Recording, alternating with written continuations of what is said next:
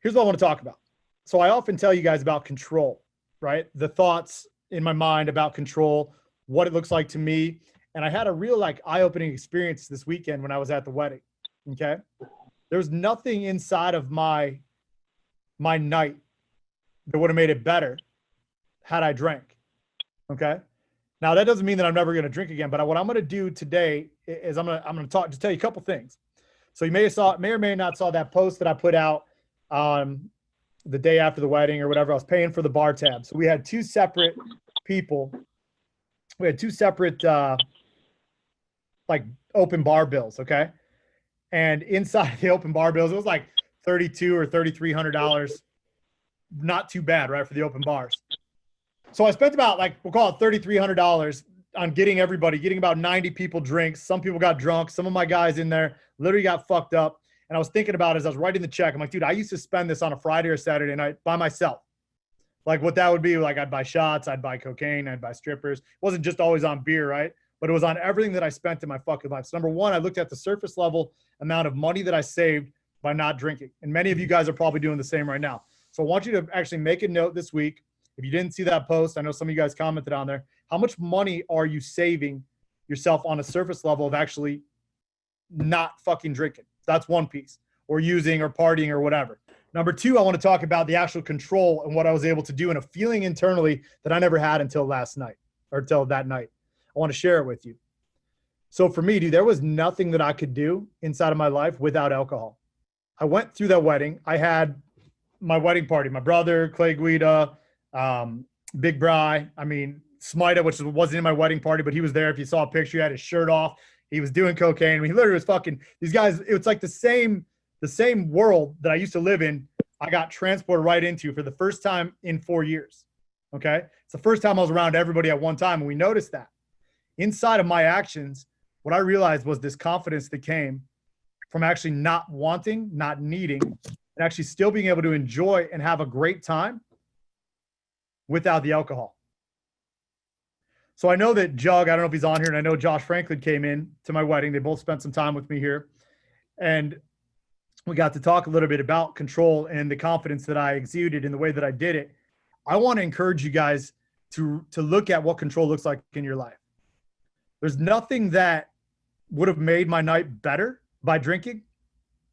Like I would have had a hangover, would have fucking probably not remembered stuff. I literally was able to feel so confident. Now, on the flip side, I do know where I want to drink and I do know certain things, like on a vacation and on a certain vacation I want to go on. It's going to be in Santorini, Greece, and it's going to be probably a year and a half from now is when I will actually go, and I'm going to have some wine and do some shit like that.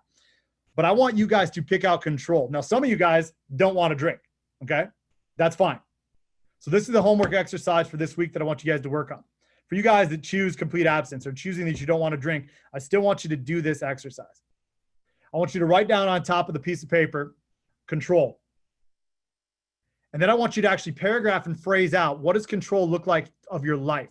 So let's remove the alcohol, okay? So literally just like, don't focus on the drinking.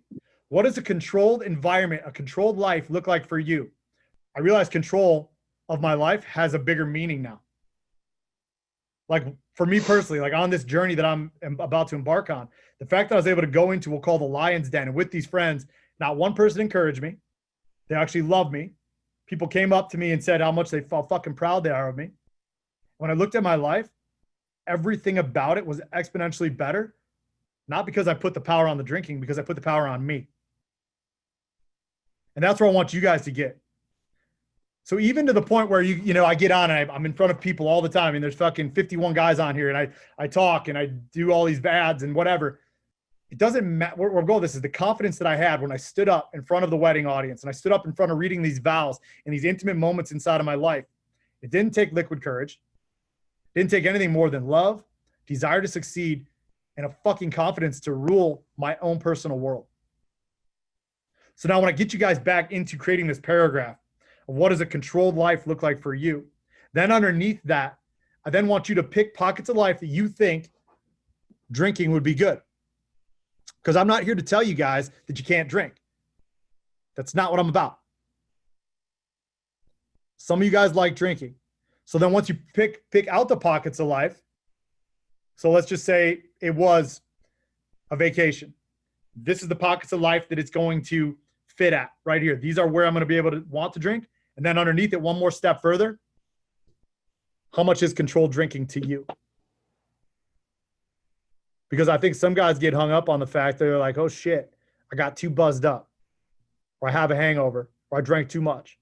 I want you guys to understand extreme ownership. If you do that exercise, and it's like a sales funnel, right? We've got a pool of people going down, down, down, down, down, but it's like yourself. Like, this is who I am. This is where I'm going to come out.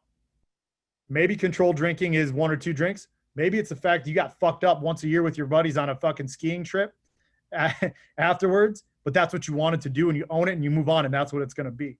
So my question, and then after that, after you do those, is what do I want?